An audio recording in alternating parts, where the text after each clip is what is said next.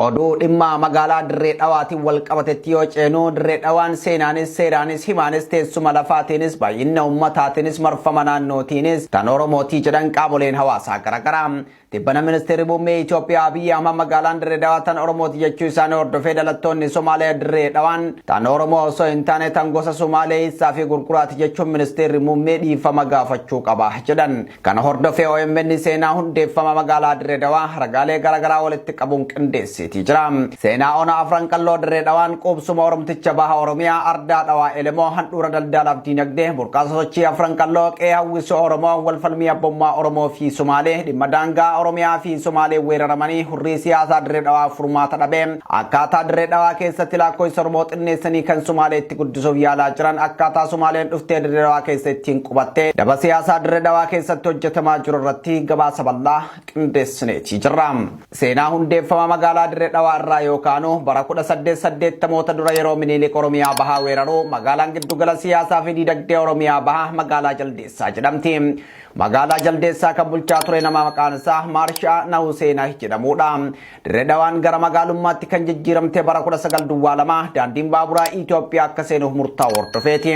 Daandiin baaburaa yeroo diriirfamu magaalaa Jaldeessaa keessaan akka bahee Finfinnee qunnamuu yaadamu sababa tabbaa fi lafa gaaraatiin magaalaa Jaldeessaa keessa bahuu dadhabuu hordofee ardaa dhawaa elemoo keessa akka bahu taasifame. Yeroo kana magaalaan Dirree Dhawaa kan hundooyte. Dirree Dhawaan sababa daandii baaburaatiin gara magaalaatti jijjiiramte akka bulchuuf kan muudame nama bulchaa magaalaa Jaldeessaa ture Maarshaa Nahuseenaadha. Dirree Dhawaan osoo bifa magaalaa hin qabaatin naannawa magaalaa fi Dachaatuu jedhamu namni gosa afran qalloo keessaa ta'e kan maqaan isaa Dhawaa elemoo muudee jedhamu jiraataa waan ture maqaan Dhawaa jedhamu fudhatame. Lafti inni irra qubatee jiraataa ture kun diriiraa waan ta'eef Dirree Dhawaa elemoo muudee irra jiraatu yookaan qe'ee yookaan ardaa dhawaa elemoo muudee jedhamee waamamaati ture. Kana jechuun dirreen maqaa lafa diriiraa bal'aa Oromoon ittiin waamu yoo ta'u Dhawaan ammoo nama gosa afran qalloo lafa san irra jiraataa tureeti. Adeemsa keessa maqaan Dirree Dhawaa jedhamu kennameefi. Dirree Dhawaan gandoota baadiyaa 38 fi gandoota magaalaa 9 qabdi. Baadiyaa 38 fi magaalaan sun walitti dabalamuun Dirree Dhawaa jedhamu. Magaalaan araddaalee 9 qabdi. Caasaan bulchiinsa baadiyaa Dirree Dhawaa kilaastara 4tti kan qoodamu yoo ta'u isaanis kilaastara Waahil, kilaastara Biyyoo Awwaallee, kilaastara Biyyoo Jaldeessaa fi kilaastara Sallisoo jedhama. Kilaastara Biyyoo Jaldeessaa jala baadiyaalee akka Mul'ii Aannannoo, Laga Diinii, Malkaa Qeerroom, Kullaayyoom, Dabeelleem, Ardaa Aannannoo, Jaldeessaa fi Ciree Mixiifaatu argama. Kilaastara Waahil jala ammoo Harallaam, Jaalloo Bal'innaam, Dhujumaam, Waahil, Laga Odaam, Mirgaam, Laga Odaa Gunduunfataam, Korrisoo fi Hululmoojoo jedhamantu argama. Baadiyaalee kilaastara Biyyoo Awwaallee jalatti argaman ammoo Ijaannanii, Laga Birraam, Adaadaam, Biyyoo Awwaallee, Bishaan Baheem, Bakkee Halloom, Qaallichaam, Gomgom, Balaawaa fi Kurtuu jedhamantu argama. Baadiyaalee kilaastara Hasaallisoo jalatti kanneen argaman ammoo Hulaa Ulul, Laga Dool, Laga Harreem, Gadaansaar, Hasaallisoo, Falamaam, Gandarigeem, Gola Adagii fi Booran jedhamantu argama. Magaalaan Dirree Dhawaa gaarreewwan garaagaraatiin marfamti argamti. Gaarreen magaalaa Dirree Dhawaa marsan 11 yoo ta'an isaanis gaara Daaluum, gaara Kiyyoom, gaara Dibooleem, gaara Kooraam, gaara Toomaam, gaara Raabal, gaara Faalamaam, gaara Diimaam, gaara Buttujjiim, gaara Ardaa Alaafiim, gaara Baabboo jedhamantoo magaalaa Dirree Dhawaa marsee argama. Maqaaleen gandaa fi gaarreen kunniin eenyummaa lafa Oromoo kan mul'isanidha. Falmii Oromoo fi Sumaalee magaalaa Dirree Dhawaa irratti adeemsifaman yoo ilaallu ragaan waajjira staatistiksii magaalaa Dirree Dhawaa akka agarsiisutti gandoota baadiyyaa fi magaalaa Dirree Dhawaa keessatti haala qubsuma uummataa bara 1987 yoo ilaalle Oromoon 48, Amaarri 27.7, Somaaleen 13.9, Tigreen 1.8, Guraageen 4.5, Harariin 1.7, Hadiyaan 1.5, kanneen biroo 1.8 ture.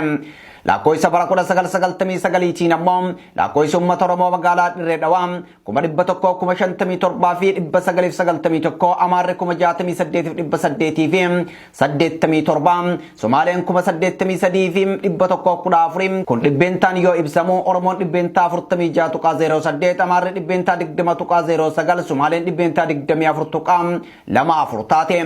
Garaagarummaan lakkoofsa uummataa bara 1987 fi 1999 jidduu jiru Oromoon bara 1987 dhibbeentaa 48 yoo ta'u bara 1999 dhibbeentaa 2 hir'ifamuun 46tti gadi bu'e.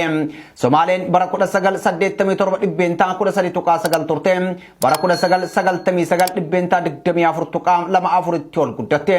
Oromoon dhibbeentaa 2 hir'ate, Amaarri dhibbeentaa 7 hir'ate, Somaaleen ammoo dhibbeentaa 11 dabalte.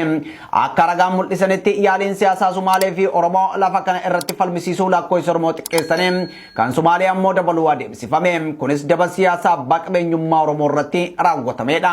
Maddi ka'umsa falmii dirree dhawaa kanneen akka Oromiyaa irraa baasanii bulchiinsa federaalaa taasisuu warshaalee industirii cufuu uggura dinagdee kanneen akka jimaa kuduraa fi muduraa taasisuu fa'a.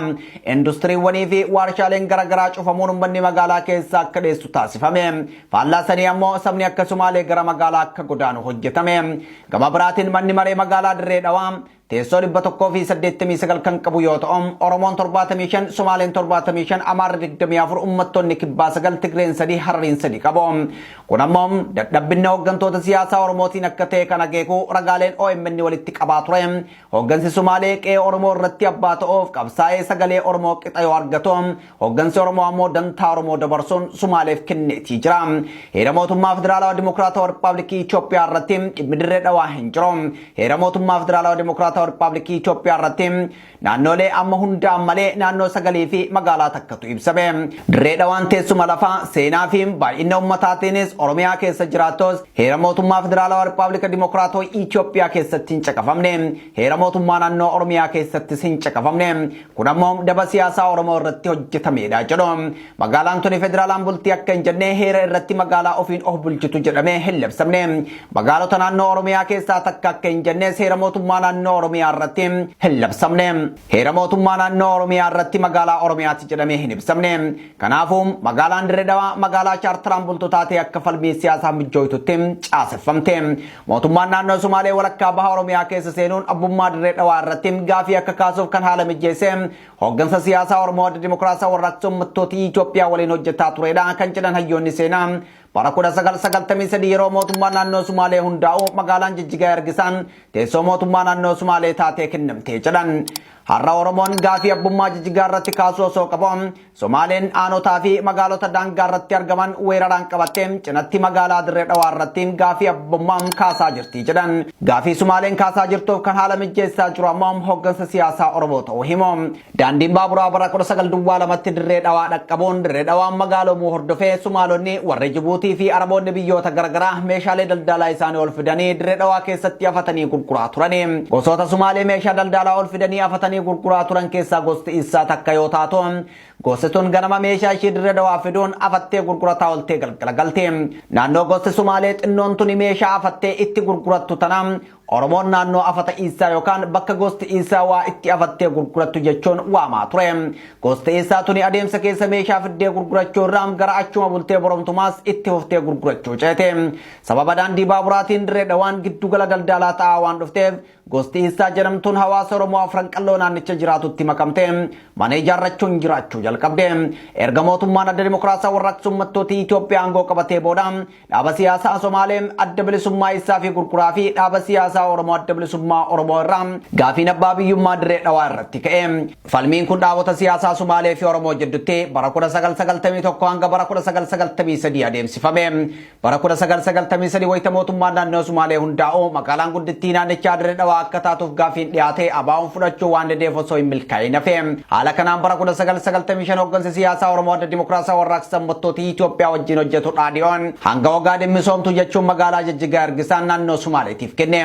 Mootummaan naannoo Oromiyaa ergisaan Jijjigaa Somaaleef kennus meeshaa ergisaa deebisee hin fudhanne. Deebisee fudhachuu dhabuun isaa ammoo Somaaleen daangaa bal'aa Oromiyaa wajjin akka qooddattu godhee Adda Dimokiraatawaa Warraaqsa Uummattoota Itoophiyaa sararee lafoota Oromiyaa danuu weeraruun qabatteetii jirti. Magaalaan dirree dhawaa kan daangaa irraa fagoo jirtu lafoota gidduu Somaalee fi magaalattii jidduu jirtu adeemsaan weeraruun amma magaalaa daangaa daangaa irratti baafteeti jirti. Sababa kanaan maanguddoonni fi namoonni siyaasaa Sumaalee magaalaan Dirree Dhawaa magaalaa Sumaaleeti jechuun gaaffii abbaa biyyummaa kaasaatii jiru. Amajjii 25 bara 2025 heerri aadaa gosa isaa UNESCO irratti galmaa hordofee sagantaa galateeffannaa magaalaa Dirree Dhawaa irratti qophaa'e irratti maanguddoonni gosa isaa magaalaan Dirree Dhawaa kan Sumaaleeti jechuun bulchiinsa Sumaalee jalatti akka deebituuf gaafachuun isaanii ni yaadatama. Hooggansi siyaasaa Oromoo bulchiinsa biyyattii harkaa qabu dhimma kanarratti waan jedhe hin qabu. Dhimmi magaalaa Dirree Dhawaa akkuma magaalaa Finfinnee hibboo deebii dhabeem ta'ee itti fufeetii jira. Fayyadamtoonni miidiyaa hawaasaa dubbii dhalattoonni naannoo Sumaalee dubbatan hordofuun komii isaanii miidiyaa hawaasaa irratti barreessaatii jiru.